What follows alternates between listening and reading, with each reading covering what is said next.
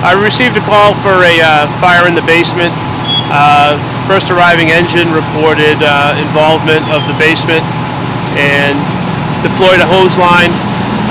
Victims were out of the house on arrival.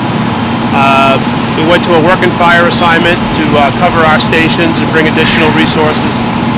We did treat and transport 2 victims for smoke inhalation. They're at Cape Cod Hospital being evaluated right now, and the Red Cross is assisting the 3rd victim with housing.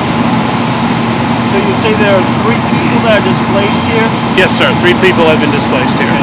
Were there any pets inside, or you guys determined that yet? Or one of the occupants did say there was a cat on the 1st floor, which was not involved in much fire. A lot of smoke and heat damage, and that's unaccounted for right now. So that's a good sign, actually. Hopefully, yeah, he made it out.